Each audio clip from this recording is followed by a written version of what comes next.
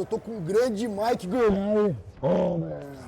Madball, monstro das 6 cordas do Madball. Eu quero falar que eu sou um grande fã do Madball. Eu cresci escutando os caras e eles são referência do que eu toco até hoje aí. Muito obrigado, thank you, Mike. É o seguinte, então, cara, antes de começar, eu queria falar pra ele que acho que ele entrou na banda em 2018, 2019, né? E como é que ele se sentiu aí por ter que respeitar todo esse legado da banda nos dias de hoje? Well, when I first joined, I was very nervous because I felt like I had a lot, a lot to live up to, big shoes to fill. You know, so many great guitar players, Mitz, Matt Henderson, Stigma, Beto, so many guys, you know. So when I first played with them, I wanted to make sure that I was doing my absolute best, you know. So I was very nervous but excited, you know. Conversando com ele há um tempo atrás no Instagram, eu vi um show deles no Hellfest que ele estava tocando sem uma caixa, sem nenhum amp, né? E daí eu chamei ele no Instagram e ele me respondeu. Eu falei, cara, o que você tá usando aí de head e tal? E ele me apresentou o Blue Guitar. E eu falei, cara, como que é esse lance do Blue Guitar? Eu queria que ele explicasse um pouco o porquê dele usar o Blue Guitar até hoje nos shows e principalmente nas turnês. So when I travel, I like to, make it as simple as possible but effective. So usually I just have my pedal board, which is just the wireless.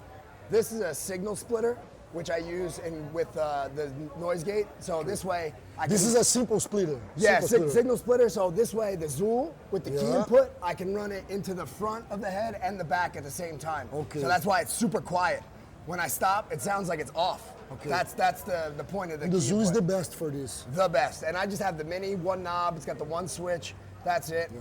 And then if I'm not using the Blue Guitar In head, the case of Blue Guitar, you use in loop. Yes, I use just these three, and then if I'm not using the Blue Guitar, I'll usually add this. Like today when I used your amp, I used the Tube Screamer along with it on the Blue channel. But with the Blue Guitar, it has a built-in boost. So I'll use that with this pedal board, and I can fit everything in my guitar case and my backpack, get right on the plane.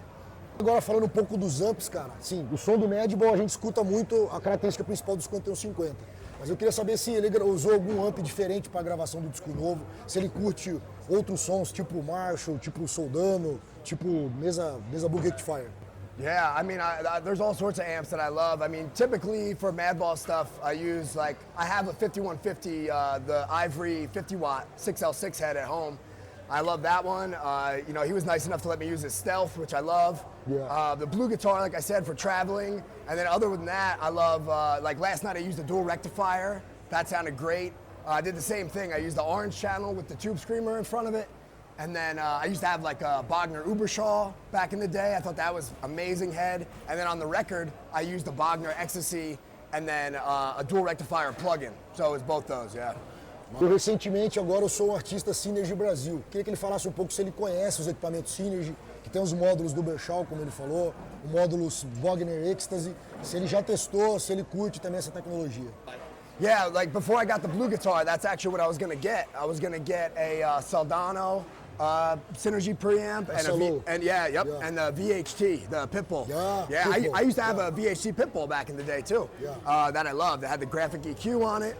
That was amazing. The Pitbull have sufficient gain? Oh yeah. The Pitbull Ultra Lead I had. Yeah, okay. Amazing head. E agora é o seguinte, cara, falar sobre a questão das guitarras, né? Ele endorsa LTD.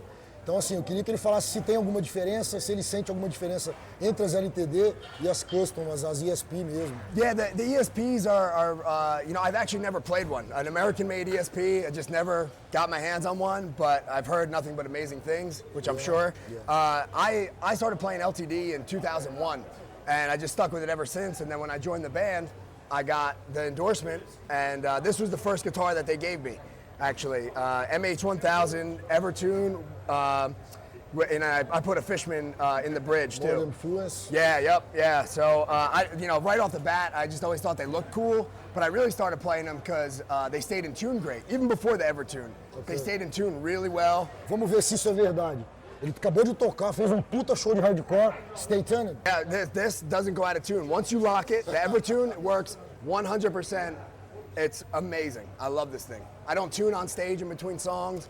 Before we play, I can change the strings right before we play. I lock it, it's Totally good. safe. Yep, Totally yeah. safe. Falando do disco novo do Madball que tá para sair, é o primeiro disco com o Gurnari na guitarra. Queria que ele falasse um pouco aí como que tá esse disco, se ele tá com o pé ali nos discos mais rifeiros do Madball, ou se ele acrescentou alguma coisa nova, se teve espaço para criar. You have some space to create new things. Yeah, I was actually, very fortunate that I got to put some of my stuff on there, but collectively, me, Mike, and Freddie all wrote, so there's a little bit of everything. Mike, he could play everything, drums, guitar, bass. So he wrote like a handful of songs. Freddie wrote some songs on guitar. Oh. Yeah. And, he would hum stuff to me and I would figure it out. And then I would present ideas. And so between the three of us, and then Paul, was helping too. He recorded the record with us. Yeah, it's very diverse. There's a little bit of everything. There's some old school Madball stuff, some straight up hardcore stuff, kind of more metal song, kind of like anthemic, oi, kind of sing-along stuff. There's a little bit of everything. Awesome. Yeah, it's very eclectic, diverse. Legal. Vai ser lançado, tá para ser lançado agora, né? In May. Yeah. Yep. May? Yep. Yeah, we already have a video done, and I think we're looking to do another one soon. Agora falando um pouco da cena hardcore, Mike tocou com o Madball em vários países do mundo. Se ele acha que o Brasil aí representa legal o hardcore em Nova York, aí, o que ele acha disso? Oh man, South America in general is great.